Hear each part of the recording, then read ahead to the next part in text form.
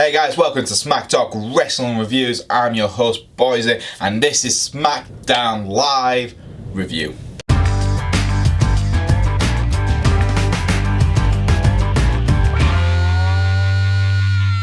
So we started off the show with Shinsuke Nakamura celebrating his Royal Rumble victory, and I'm not gonna lie guys, even though his English is broken, it was a cool promo for him.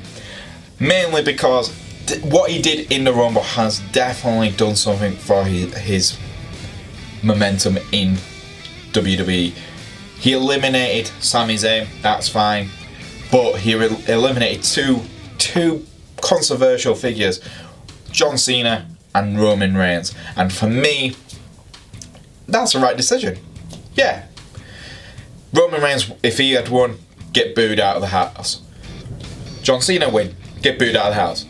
Shinsuke Nakamura win, and eliminating those two, biggest hero on SmackDown right now.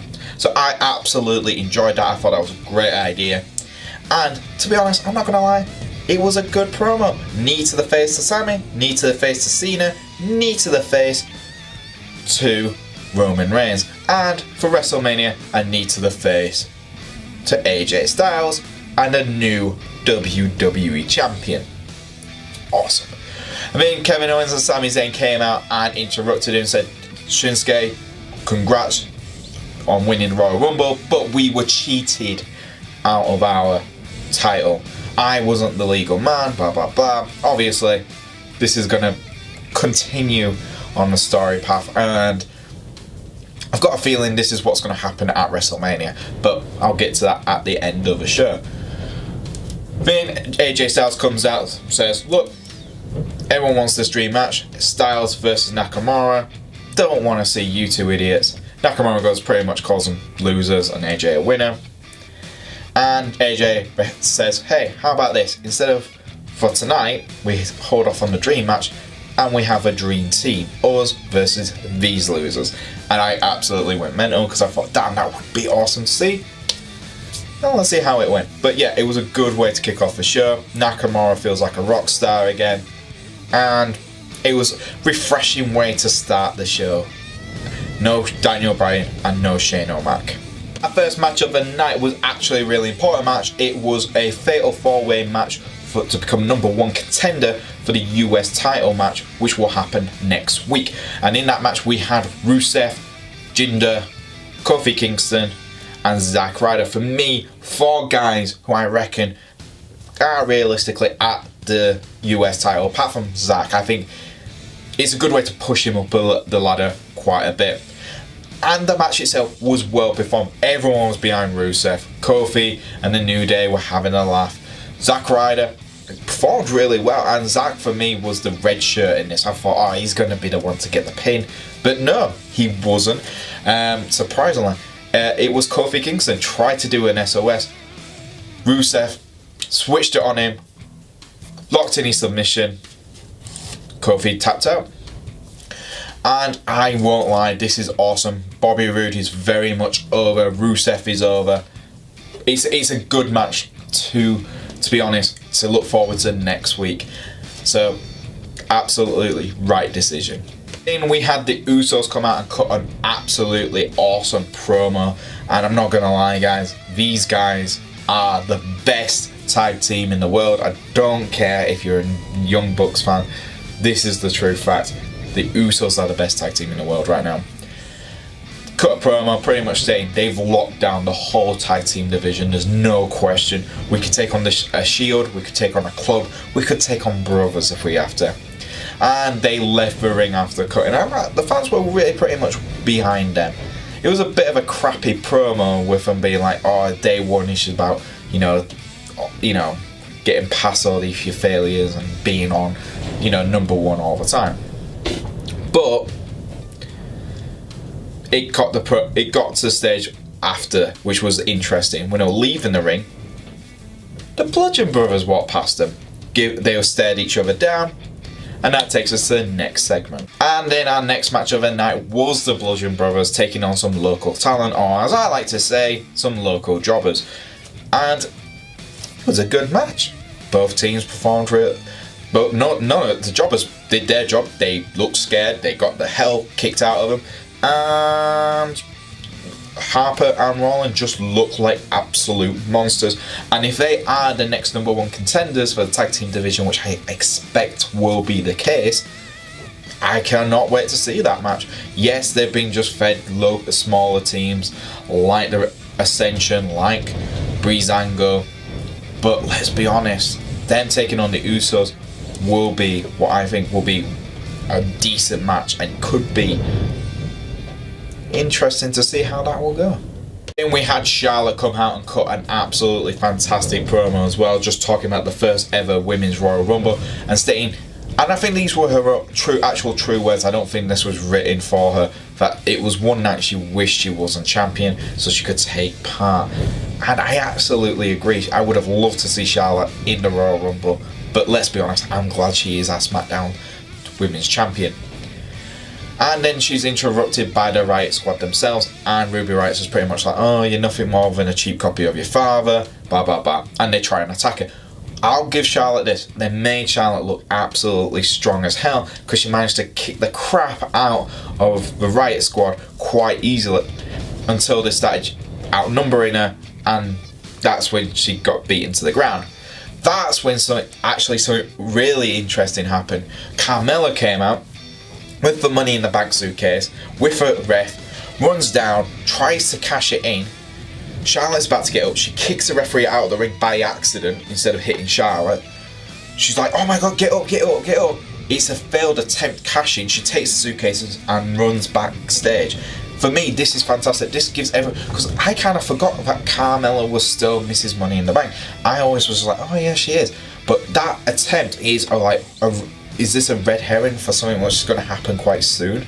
I don't know, but it would be a great chance right now to give Charlotte maybe a WrestleMania where she tries to win back a title. Who knows? But this was awesome, and it was like, oh my god, yes, she still has that suitcase.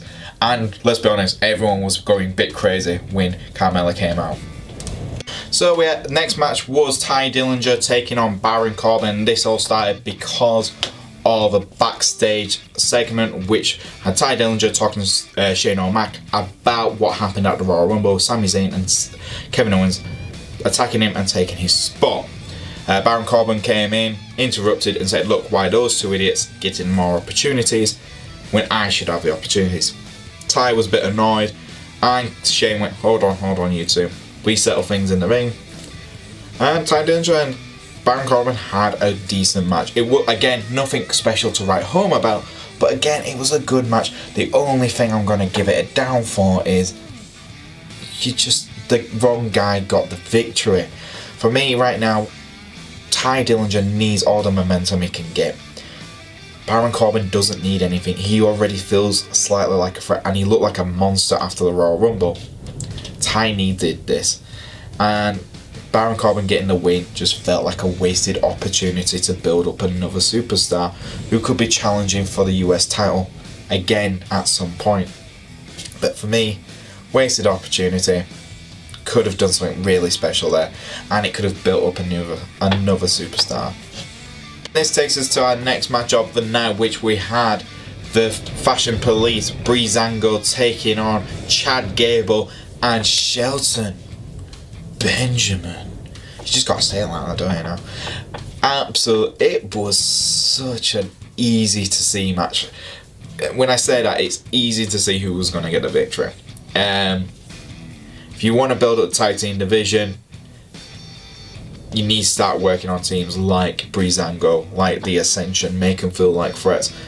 Chad Gable and Shelton Benjamin has no characters. Out of every team on SmackDown, they're the least character developed team. The Bludgeon Brothers have character. They don't even sail and they still have character. Breezango, characters. Ascension and Breezango working together, absolutely so hilarious stuff, yet you still want to see them do well. The New Day characters have character. The Usos have character. Those are teams you're like, yeah, I want to see win. Chad Gable and Shelton Benjamin, you just go, yeah, they're really good, they're really talented wrestlers. But do I care if they win? No, because I'm not invested in them because there's no character, and that's the problem. And the match itself was fine. Breezango looked like they were going to get the win, but of course, Shelton, Benjamin, Chad Gable got the victory. So, yeah, nothing. It was, again, I think a wrong decision. The wrong team got the victory, and it should have been to the other team. Finally takes us to the main event of the night, which was Kevin Owens and Sami Zayn taking on the team of AJ Styles and Shinsuke Nakamura. And I won't lie, guys, this was a roller coaster match for me. Because it was absolutely entertaining, and Kevin Owens and Sami Zayn, during the whole match, they felt like they were always in charge. They were beating Nakamura up, they were beating AJ up, and they just seemed like a good tag. They were just tagging in and out. But because of the match next week to determine who's going to be #1 contender, they were arguing and they were fighting between the two of them. And it caused a ripple between them. And it was a bit of a shame, because I was really like, could this be the end of Sami and Kevin? Could we be seeing that these two are going to take each other on at WrestleMania? I'm guessing we will. But yeah, Sami walked out twice on Kevin, came back, saved him, then walked out again because Kevin tapped him in aggressively, and Sami was like, you know what, screw this, I don't need this, and walked away. You don't need me, that's fine, I'm out of here. And AJ and Shinsuke got the victory, pretty obvious. But the big thing for me taken away was what's going to happen with Sami and Kevin. Right now, I can wait to WrestleMania. So Nakamura and AJ beat the crap out of each other. I can wait, that's going to be awesome. But right now, I want to know what's going to happen with Kevin and Sami. The best thing on SmackDown Live right now. But yeah, apart from that, you know, the match was entertaining with the back and forth arguments between the two.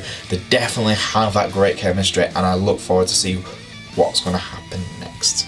And there you go, guys, that's our SmackDown Live review.